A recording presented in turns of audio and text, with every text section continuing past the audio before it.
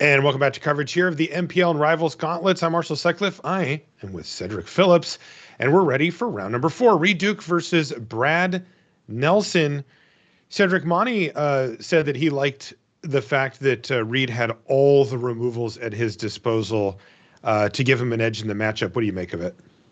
Look, I think there's some accuracy to Monty's statement, but I will say this. I don't think that Izzet Control, I almost said Izzet Phoenix, Izzet Control has a bad matchup here, but there is a lot of appeal to me in the deck that Brad is playing just because the power level is so high. Just because you can just go, oops, I win with Chariot. Oops, I win with Winota. And there's a part of me that believes Brad made this choice because of that. Because, Marshall, there's one thing to remember. This Winota deck has been gunned for in numerous tournaments and has still come out standing tall in situations where that has happened. And that's a really appealing thing to not ignore, which is the power level of this deck is extremely high. So while Reid is a control deck, it does have a lot of removal and counter spells and yada, yada, yada. This Winota deck is extremely powerful, and that's why I'm always going to lean towards this deck as something that can win any matchup that it's in, including this one right here.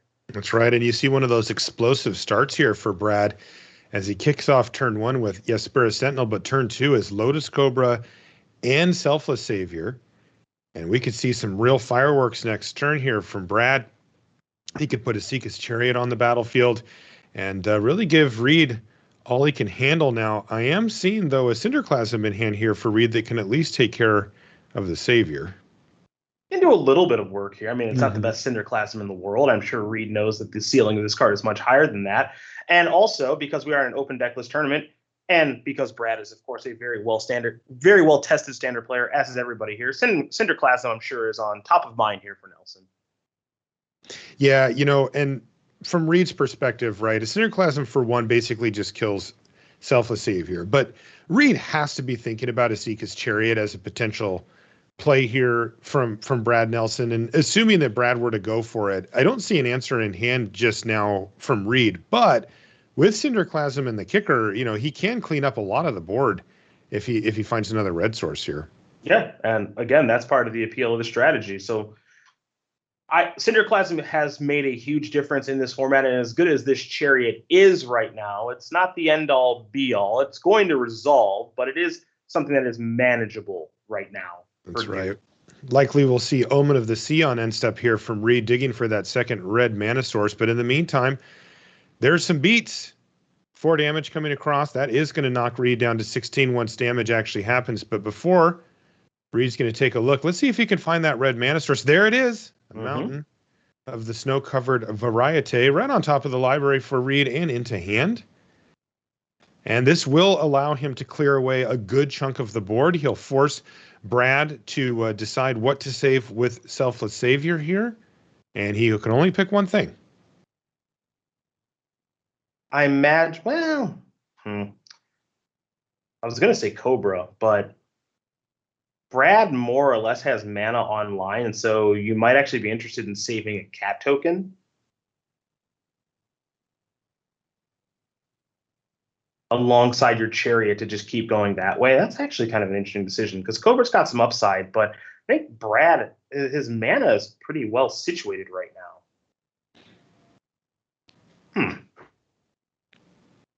Looks like Reid's going to make a judgment call on the timing here of the Cinderclasm. If you let it go to your opponent's turn, then that can give Brad the ability to fire up that Seeker's Chariot in response. It's also true. But it looks like Reid's decided that even with that in mind, it's still worth it. He also does have a Disdainful Stroke, a Saw It Coming, and a Shark Typhoon that he could play in lieu of a Cinderclasm this turn, because there's also a world where Reid says, okay, I'm just going to take my medicine here. If you're going to fire off a Cinderclasm at some point anyway, having an additional cat token on the battlefield is not really a big deal. Now, it's a good chunk of damage he'd be taking, so that's going to be a consideration for Duke. As he's lined up here to take 8 damage from Chariot and Cats. Now, he could do so. He's at 16.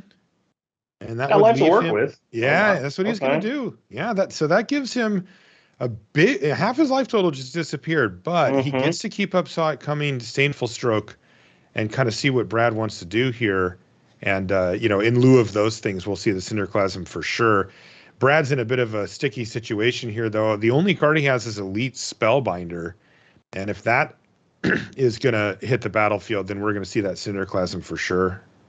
Yeah, I'm really curious if Brad's going to cast a spell here or not. I don't think he's going to. Yeah. I think right now, if you're Brad, you're just like, look, my position's good. Cinderclasm is the only card I care about. And if you don't have Cinderclasm now, you're dead, right? So Yep. I'm not going to play another spell into it. I'm just going to say, hey, it's Cinderclasm or bust right now. Would you have cast it in the attack step? Maybe yes, maybe no. Maybe trying to trick me a little bit right here. But at the end of the day, Cinderclasm is the only card that Brad cares about because, this card, another Omen of the Sea or card drawing or Bonecrusher Giant, nobody cares. Counter spells, nobody cares. This is the card that matters. Brad's going to play around it accordingly. Going to save one of these cat tokens, lose everything else. And now he's got Elite Spellbinder in the holster to be able to crew the Chariot again, assuming that the Spellbinder does resolve, but there's no guarantee of that. That's right. Reid Duke has to be thrilled with the way that this turned out. Yes, he gave up a good chunk of life total for the option, but the option came in very handy as it kind of forced Brad Nelson to sort of do nothing here. And that meant that end step Cinderclasm cleared away so much of the board. There's Selfless Savior.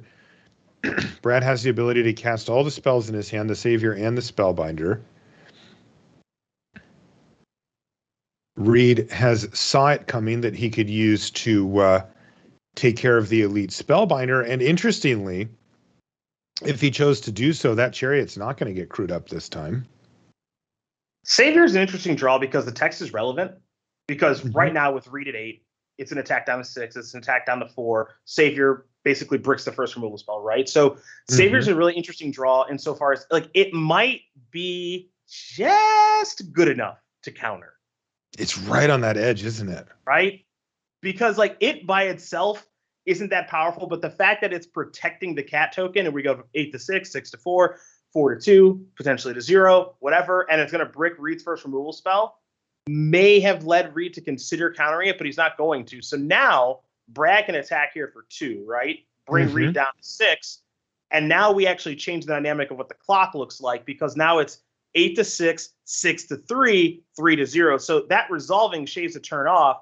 Brad did have something good in the holster that's going to get countered now. But the Savior is this kind of weird card in that it seems kind of innocuous, Marshall. But it actually matters insofar as it's protecting the cat token, but also increasing the clock by a turn in combination with the cat token. That's right. So now the pressure's on Reid Duke. Now he's got options. He has a Shark Typhoon here, and there's a nice draw step, a Jesper Sentinel off the top for Brad. Now that might not look good at this point in the game, but that is the 4th power, and now he can get in the Seeka's Chariot and start slamming with that. And if he gets to start attacking with that, well, then now there's more cat tokens left over and things can get out of hand pretty quickly. And currently, Reid doesn't have anything to say about it. No, I mean, Reid's reactive, right? He's got Disdainful Stroke. He's got a Shark Typhoon, which he can cycle, but it's only a 3/3, not a 4/4. Also, again, Selfless Savior. If it were a 4/4, you can protect the Chariot, of course. And this expressive iteration, as powerful as that magic card is, and it's incredibly powerful, Reid has not had the window to actually cast that card. So back-to-back draw steps, which, again, may not have seemed like the best, right? Selfless Savior into Jesper Sentinel. Not really what you want to draw on turn 4, 5, 6, or 7. But turns out to be pretty good right now, both of them. Yeah, anything with power on this turn would have been good, and he found kind of the minimum requirement for that with the Sentinel. But now Seeka's Chariot is active and attacking, and Reid has to make a judgment call on if he'd like to cycle Shark Typhoon and Chump Block, or if he'd rather go to 2, which he's decided to do. Now we're going to have to see that Shark Typhoon here. So where are we at? Are we in Cinderclasm again range, or he's dead? Starting to feel that way. I do think we're in Cinderclasm territory right now, right? Because you've got a 3/3. You can kick Cinderclasm, wipe everything away, in quotes. Selfless Savior will save something, probably a 2/2, right? And then you've got a 3/3 against a 2/2, and you hope that Brad doesn't draw anything to fire up the Chariot, right? Because then the Shark token is going to be on chump blocking duty. At the end of the day, as we see with the iteration here, Temple of Epiphany, Omen of the Sea, Snow-Covered Mountain, none of those are Cinderclasm. And so I think Reid might be dead to rights right now. Yeah, Reid, he needed another red source to be able to fire off the iteration and also kick a Cinderclasm. He actually found that off the top of the library, but now he sees probably just he doesn't have enough time, right? I mean, he can cast an Omen of the Sea this turn as well, and that's fine and dandy, but that's not going to get the job done on board as he's facing lethal over multiple threats. Yeah, I'm trying to think of something like if you're able to Omen of the Sea into a Bone Crusher Giant, the more important half of that card, of course, is Stomp, if that does much of anything. But for Brad right now, as he's drawing a copy of Fabled Patches, his draw step doesn't matter. He's got to figure out what does Reid have going on in his hand. He's got 5 cards, a 3/3. With those 5 cards there, you actually have to think about Cinderclasm once again, even though you, me, everyone watching at home knows that Reid doesn't have Cinderclasm. Brad has to think about the ramifications of Cinderclasm because that card is ubiquitous in this strategy. That's right. And, he's deciding now as well, do I want to fire up this Chariot? Because if he puts a couple of creatures into the Chariot and attacks, then if Reid does have a removal spell, he can chump block the Chariot and kill an attacker and he won't die. If Brad just says, I attack with everything, it's similar situation. If Reid does have, as you mentioned, like Stomp, he can stomp a cat token, block another cat token, and then he's dead. So there we go. So this is going to be the all-in attack here from Brad as he says, look, I'm able to present, effectively 3 options on lethal threats here, the 2/1/1s or any of the 2/2s, and it's just another mountain. And that's going to be game number 1 going to Brad Nelson, who simply gets the job done through a pretty devastating Cinderclasm early in the game. Yeah, again, the thing about this Naya Winota deck, which is what's so appealing about it, and I know that we've talked about in our last match that we covered Marshall, where we did cover Brad, how Brad wasn't thrilled with his deck choice coming in, right? But what's appealing about this strategy to me is that even if players are gunning for it, and I would say that Reid is, I don't know if I want to say gunning for it, but he's at least taking it into the equation, right? With 4 Cinderclasms in his main deck and a whole boatload of removal and Prismari commands and all this other stuff, right? The deck is still capable of getting the job done just because the floor on this Naya Winota deck is very, very high. The power level of this deck is so appealing. Again, we've seen other gauntlets and plenty of other events where people knew Naya Winota was the best thing going in, and it still had the best win rate. So even though Brad doesn't love his deck choice, and even though not a lot of people are playing the Winota strategy here in either Gauntlet, MPL, or Rivals, there's still some appeal to, hey, Winota's a busted card. Chariot's a busted card. The mana engine in this deck is pretty darn good, where you can just kind of find a weird way to win games like it did in that first game. Boy, tough one here for Brad. He's got to put a card back off of this 6-card mulligan, and it's not a good hand anyway. Fair casting Blade Historian's not really what Brad signed up for here to try to get the job done against Reid, who's packing a whole lot of spot removal that can kill all of these creatures. Well, this is just a tried and true strategy, the old double basic forest Blade Historian deck. See it every day. See it all the time. Yeah, that really does bring it into focus. Yeah. Look at it. Just red-white hybrids everywhere. Oh boy, here's Prosperous Innkeeper, and if Brad wants, he can also add a Selfless Savior to the board. Looks like he's going to hold off for a turn, perhaps valuing that treasure a little higher than normal. That treasure's got a little work to do there, bud. It does. And hilariously, he still can't cast Blade Historian this turn, even with the treasure. Really tough here for Brad. This mulligan is really pure misery. Now, what about for Reid, though? Does he have the hand to knock out Brad in this second game? Yeah, I mean, I look at Reid's hand, and it's a reactive one. Prismari Command, Disdainful Stroke, Red Cat Melee, the very powerful Cinderclasm in the matchup. All these cards are reactive. There's nothing about him really being proactive and getting the game over particularly quickly. But given the makeup of Brad's hand, which Reid doesn't know, but we, of course, do, I think Reid is in a beautiful position right now. This Cinderclasm is going to be very powerful. If Brad elects to play Elite Spellbinder, for example, we're going to clean up these little bozos. Brad will get a look at what he's facing down. He's not going to like what he sees, which is a really good reactive hand here from Reid.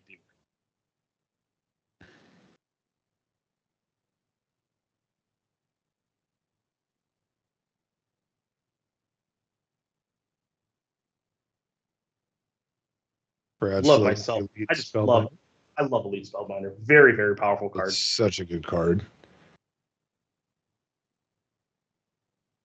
And Brad's also in this pretty difficult situation too, because as he's going to get a look at Reed's hand, I assume, of course, he'll get a look at Reed's hand and, see that the trouble for the next couple of turns and what it's going to look like. What's also really nice here for Reid is that even if Brad were to peel on him, let's say Brad peels Chariot. All right, I mean, I got a Prismari command and, I'm a Disdainful Strokes. I'm good there. Or, if Brad was to peel Winota, I mean, I've got a Red Cat melee. I've got a Disdainful Strokes. So even Brad's best draws, like his ceiling draws, and I think those would probably be the best two draws in his deck, is some combination of Winota or Chariot. They're not even good.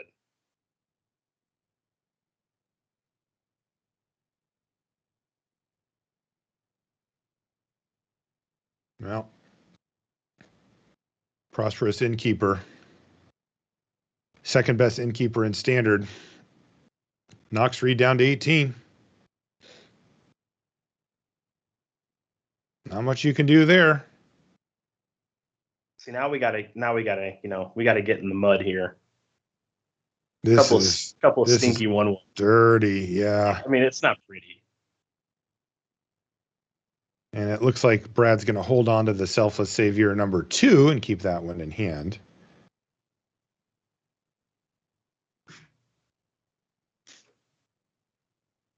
Prismari Command's going to target the Selfless Savior. It will also produce a treasure token here for Reid. Yeah, might as well sacrifice it, sure. That's just good practice.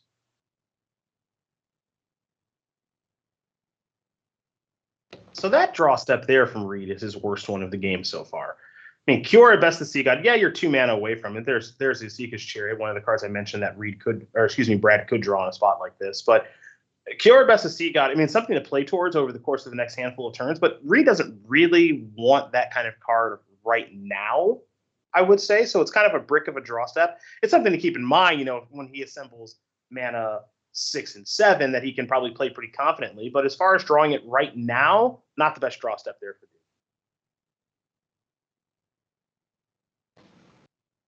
Got a feel for Brad here. That mulligan to 6 was pretty miserable.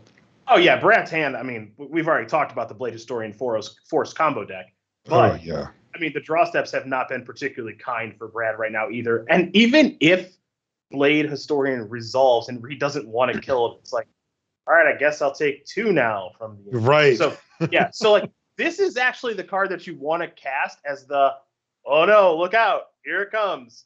So it is kind of funny that we're going to be playing this post combat. That is not normal. No, Reid's face tells the whole story. I mean, it's funny because, you watch the players, you watch their expressions, and, they're both focusing on getting as much equity as they possibly can here.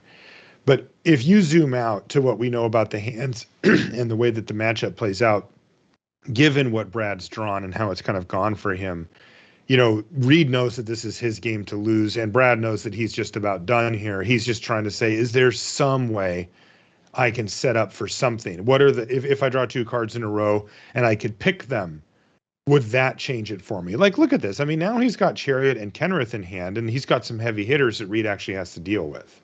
I mean, those are cards that Reid has to care about. I mentioned that Kiora, Best of Sea God wasn't the best draw on that particular turn.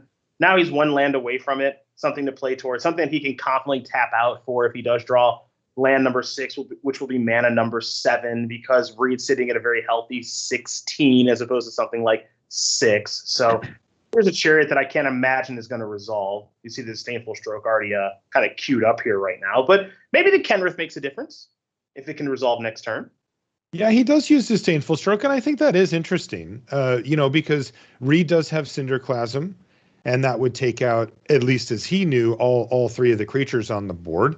He could do it on his turn, and it would make it tougher for the Chariot to get crewed, and then he could have the Disdainful Stroke in hand still for something down the line. But he decides, I'm just going to get rid of this thing right now. And he, of course, still has that Cinderclasm, but maybe we could see Kenrith do work, because at least currently Reid doesn't have an answer for it. Yeah, Cinderclasm's not really going to manage that. Urian's not going to do very much to it as well. Cycling Shark Typhoon might be somewhat appealing right now if you're Duke, just to get a little bit deeper into your deck to find that 7th mana source for Kiora, Best the Sea God. Card is extremely powerful upon resolution. So, we'll see what route Reid wants to go, because now's not a bad time to also just maybe cast a Cinderclasm. Yeah, that's true. That would take care of the Savior. And that's what he's going to do. Be a good time to draw Winota if I was Brad Nelson. Just try to get lucky. Especially because Reid is going to fire off the Shark Typhoon for 1 here to try to hit a land drop. And he does. He finds Field of Ruin. Heads up play from him. Well, it's another land off the top here for Brad, but he can use this to get in for a decent chunk with Kenrith. Yeah, positive. Watch him keep the red mana available here. Yeah. So the positive here is that, you get to play Kenrith, pay the red. Let's give this thing haste. And let's get busy. Now, do you want to attack with the 1/1? I don't think you do, because I think Reid would willingly trade, but also you want to have that 1/1 around for its creature type when we're talking about Winota. So that's right. But here it is. Kiora, Best the Sea God hits the battlefield here, and this is, outside of Winota, this is just way more powerful than anything that Brad does. Kenrith is really strong and might be able to put up a bit of a fight here, but boy, that 8/8 and then the ensuing chapters are going to be very, very difficult here for Brad to beat. Yeah, it's Kiora, Best to See God. I mean, it costs 7 mana for a reason, right? But if you're able to resolve this thing on a somewhat stable battlefield, you're going to be doing okay. And this is definitely one of those situations where Reid's life total was really not that low. We see him checking in at 11 life here. That's a lot to play with in a matchup like this. And so that means that the chapters 2 and 3 are really going to work themselves into the equation in a very meaningful way here over the next couple of turns. So looks like Brad's going to get a little frisky here in the red zone. Snap double block. All right, well. How much bigger can Kenrith get here? Up to 7/7 with the +1/+1 counters. Yeah, I mean, it can become an 8/8. Yep, 8/8 total. Okay. Well, it's going to trade off for the Kraken. Temporarily. There's this rather big bird. Yeah, the big bird's coming, isn't it? Oh, God. Brad, you put up a good fight, my friend. You had 2 forests and a Blade Historian in your opener, and you're still alive. But this one's just about in the books. Very, very small victory for Brad here. He's going to have to hope for a better opener in game number 3, because that's where we're heading here. Brad Nelson scoops up game number 2, and Reid Duke picks up the win there. And boy, opening hand strength here, so critical for Brad. It really does feel like Reid has a lot of redundancy. The games play out very similarly from game to game for him. But for Brad, that's not the case. If he has the early mana accelerators in a Winota, it feels like he can overwhelm. We saw that in the first game, not with Winota. It was actually a Seeka's Chariot instead. But sure, pick a 4-drop and try to get it out on the battlefield on turn 3 while you're on the play. And I like your chances here, Brad. But boy, another hand with, some of those more the type of cards that you'd prefer to hit off of Winota rather than drawing your opener, and it can get a little rough. So Brad's look at this opener. Yeah, I mean, you saw Brad lean back in his chair, right? Because he's like, I don't know if I want to keep this hand or not. But this is the hand that's like, oh, God, that's a terrible draw step. This is the hand that's like right on the edge of keepable. And if you draw your 3rd land, you're pretty happy about things. Yes. But you had runners, best possible scenario. But you need a 3rd land, not only to trigger the Cobra, but just be able to play. And one of the things about this Winota deck is that, again, ceiling high of like what your deck can do. Floor is pretty high, just as far as power level is concerned. But there are those times where you have a Kenrith in your opening hand, which means that your hand is like kind of a 6-card hand, and then you draw your other Kenrith, and it's like the worst draw in your deck, which we just saw happen. So Brad needs some favorable draw steps right now. Interesting choice for Reid on whether to leave up Disdain full stroke. Oh, boy. Oh, boy. Probably the match slipping away from Brad with that draw step. The last 2 draw steps were Kenrith, uncastable and redundant, and then a 4-drop with 2 mana out after Reid decided to use Frostbite to kill the Lotus Cobra, and it is really difficult to figure out how Brad can come back from this point. And these draw steps have been just absolute maximum pain here for Brad Nelson. I think we've all been in this position before. You're not asking for much from the library, right? You're like, hey, a land would be fine. Take a land.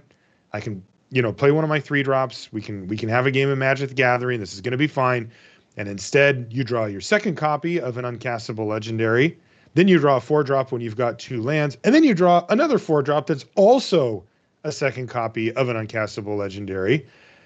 And you kind of look at the Magic gods and go, why me?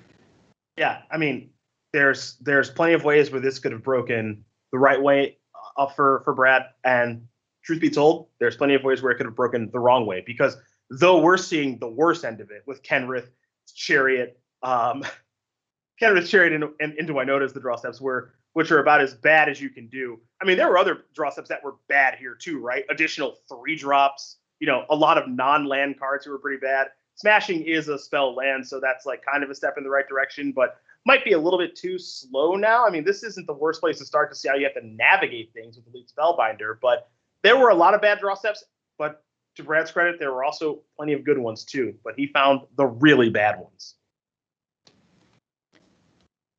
Now, he sees the bad news. Oh yeah, you don't want to look at this hand. Double Mind Flayer, Disdainful Stroke, saw it coming, and an expressive iteration here for Duke.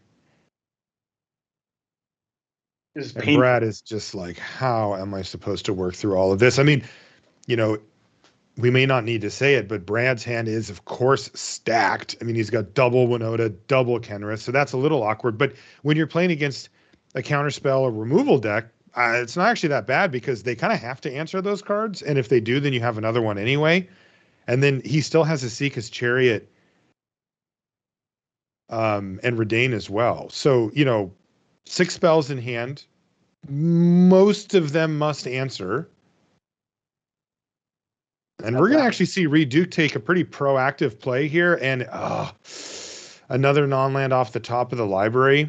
And Brad Nelson concedes. That is the victory going to Reid.